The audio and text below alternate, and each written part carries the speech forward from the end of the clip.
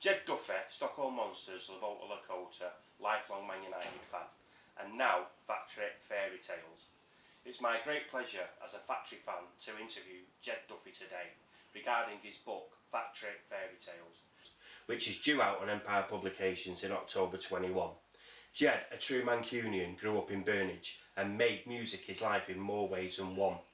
Ged's book for me gives a detailed account of Manchester's music scene from the late 70s onwards and tells how his first band, the Stockholm Monsters, got together, leading on to his work in the clubs of Manchester, and his last band, Lavolta Lacota. This is a true Manc story.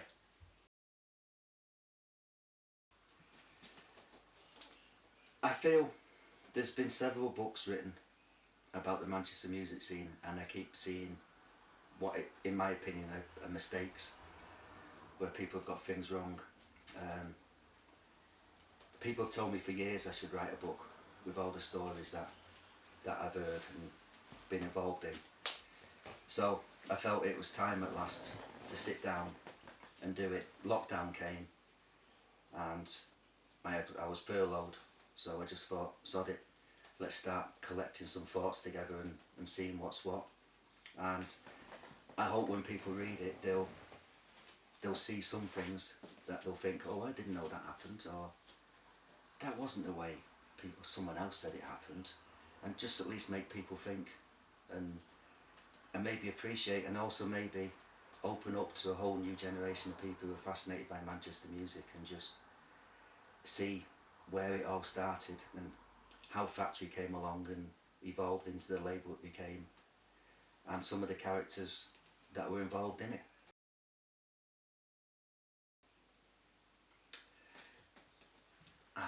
Musically, it's very strange to say, but my family were not really interested in music. My mum and dad listened to Irish music on the radio stations. My sister listened to some awful stuff like James Taylor and Cat Stevens. The first band that got to me was Slade. I just thought Slade was just absolutely fucking brilliant. I just thought they were great. And I suppose musically, they started me off on the course, and then bit by bit you become a bit cooler. You get into the Velvet Underground, you get into the Doors, you go back in time, maybe listen to the Beatles a bit, the Rolling Stones, to see where it all started. And then Johnny Rotten came along and kicked the doors in, and the whole world of music changed. All those tossers doing half an hour guitar solos were out the window, and it was now 3-minute songs telling people to fuck off. It was brilliant. They just changed the world, and that started me off. Then I got into all that and then developed as I moved along into post-punk like Echo Bunny Men, Joy Division, Psychedelic Furs, and then moved on. But one act that stayed with me from the start was Bowie. Bowie was just amazing, the way he just transformed himself with each album. So musically, that's all my heroes. Personality wise, I've got to thank my dad. I take after my dad. Some would say that's a bad thing, but it's well, my lads would say that's a bad thing, but I take after my dad. My dad taught me a lot, taught me how to be thankful for people, polite, but I suppose that's it really. My dad, maybe, yeah, my dad, and music, the bands. And I suppose Rob Gretton as well. I've got to put Rob in there because he was such a big influence on me for 4 or 5 years, and he was such an amazing guy, and it was a real shame that he's no longer with us, and may he rest in peace, because he was a genius. Even though he was a fucking bit of blue, he was a genius.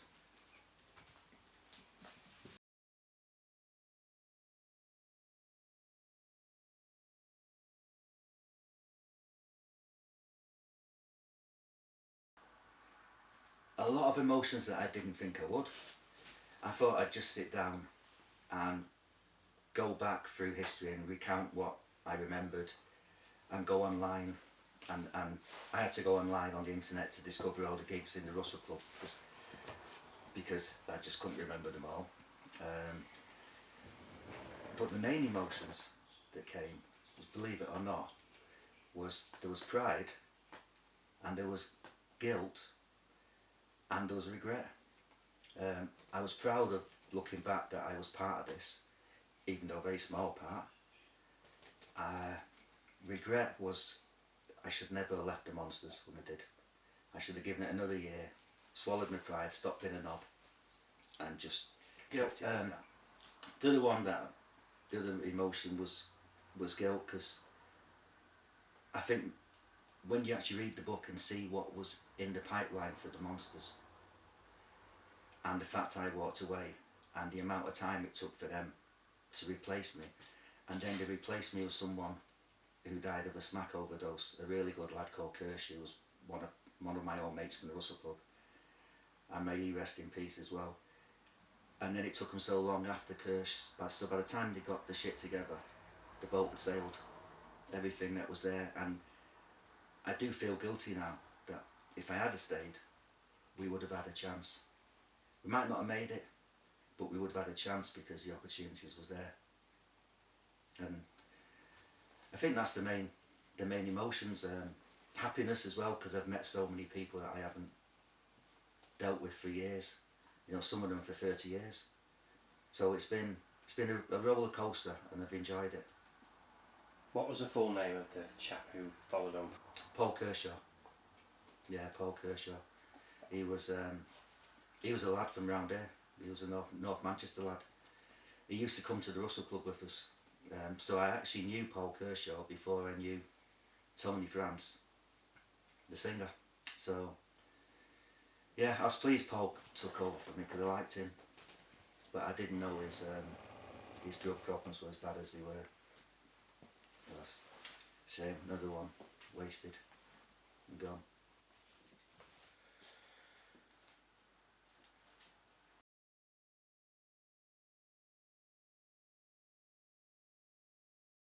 Oh, the main positive is, without doubt, I've reconnected with so many people. People I've not, as I said before, some of them I've not seen or dealt with for 30 years. You know, an old mate of mine, Lee Pickering, I've met him a few times now. Been to his house, we go and have dinner together. Been in touch with Tony France a few times, and it's great to talk to him again, and he's still probably the coolest fucker in the world. I've been in touch with Hooker, and that was great. Manny, met up with Manny, had a beer with him, another top guy. Who else? Quite a few people mentioned in the book that in the thanks that I've been in touch with. Big Stuart came over from America just before COVID. We had a load of us met up, a load of ex-Hacienda, ex-Russell Club people and Hacienda people met up. That was a good night. So it's been really good reconnecting with people, and they've told me things that I'd forgotten that I've put in, and it's worked out well. It's been really good, and when all this COVID shit is over, there's a load of us going to meet up and have a beer, and it should be a really good night. So I'm looking forward to that. Hear, hear. I've just realised I've just given nicknames to some of the people, so obviously you guys out there won't know who the hell they are. So let me explain. Lee Pickering was a guy that we met in the Hacienda, the Russell Club, years ago, and I ended up sharing a flat with Lee, and he ended up being a roadie for the Fall, and he had another band that he formed called First, who made a really good single. Tony France obviously was a singer in the Monsters. Big Stuart Parker, was a 6'6" punk. He wasn't around the Russell Club time, he came later, but we became great mates with him, and he became the driver for Lavolta Lacota. Whenever we used to play, him and Hooky used to drive Peter Hook used to drive the van. Who else have I mentioned? There's a few more people as well. There's a guy called Guy Ainsworth, who used to be the drummer in Lavolta Lacota, and Guy was a male model, another cool looking dude. Been in touch with him. I've been in touch with quite a few, but when you read the book you'll see them all.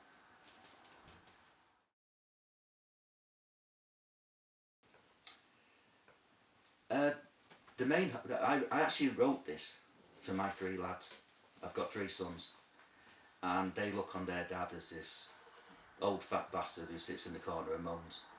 But believe it or not, they will now realise that I had a past, and a past that they'll never have, because they're the boring bastards, not me. So basically I wrote it for those people. But thanks to Colin, my mate Colin over here, he put me in touch with a publisher and kept bugging me to say, you need to get this published, Jed, you need to get this published. So I sent the first 50 pages to the publisher Ash at Empire Publishing, and I thought he'd come back to me and say, this is a load of bollocks, you know, not interested. But he didn't. He came back and said, I like this.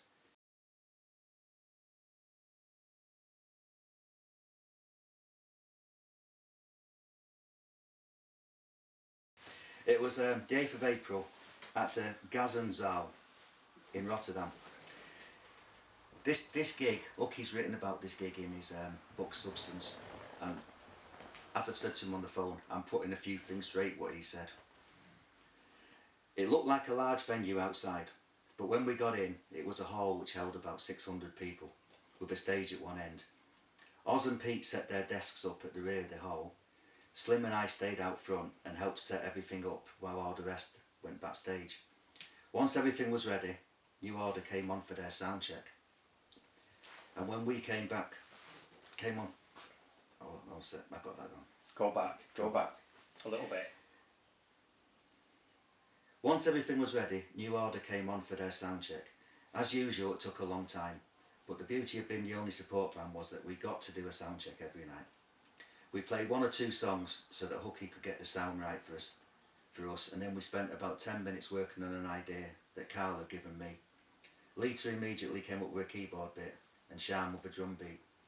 I had an idea for the change, and by the end of the sound check we had most of the song written.